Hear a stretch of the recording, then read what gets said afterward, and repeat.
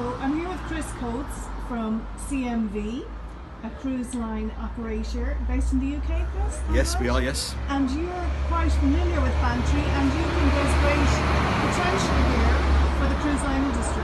So tell us a bit about that. Yeah, we had our first maiden call here in May with a ship called the Aster. She's one of our smaller ships, carries around 500 passengers. She came here with German tourists. We have an operation in Germany as well. The feedback was very positive from our customers after the visit. Strategically, Bantry is so well placed. There's so much to see here. Coming into the inlet, Bantry Bay, it's a stunning arrival. The rugged beauty of the local mountains, and coming into the town as well. There's lots for passengers to see independently if they don't want to take an organised shore excursion. There's many areas of interest. There's lots of nice, interesting walking trails, which you're all familiar with. And if you want to go further afield, discover out to Bera and some of these other wonderful places, even further afield into the Ring of Kerry for longer calls. And you believe there's quite a lot of potential here for the local economy to tap into this sector of the market? 100%. Not just for cruise passengers who are on the ship, but also for the crew. Many of the crews also go ashore. They buy things in the shops. A lot of people are looking to buy things specific to island, cultural areas of interest. And the boutique ships, where the guests are possibly a little bit more upscale, higher disposable incomes, do tend to spend more in the ports of call.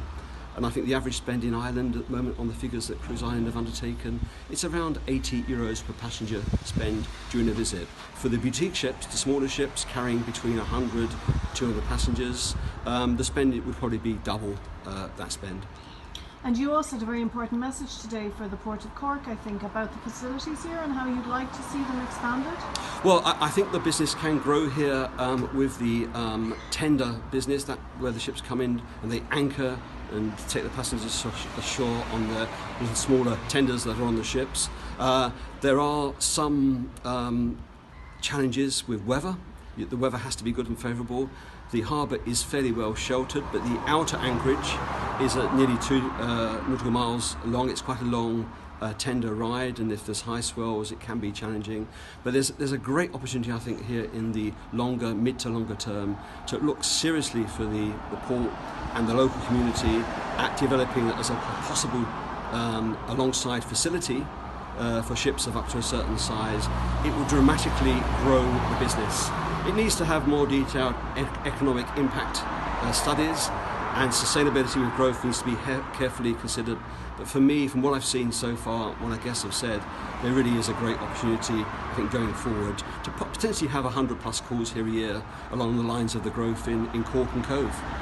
And do you think that's an area of the market that's growing really quite significantly worldwide at the moment? You spoke about the number of ships under construction at the moment. There's 127 ships on the order books at the moment in shipyards, mainly throughout Europe. 47 ships are in the expedition boutique sector, so there's a lot of ships coming online. It's around, I think the number is another over 300,000 passengers berths coming onto the market in the next 5 years. These cruise lines have to deploy their ships in different areas of the world. Northern Europe is becoming more attractive. Ireland fits very neatly into cruise itinerary planning for Northern European itineraries, not just for cruises around Ireland or around Britain, but also as stepping stone ports going to Canada, to Greenland, and also up to places like Iceland. So a great opportunity. Thank you very much, Chris. Okay, thank you.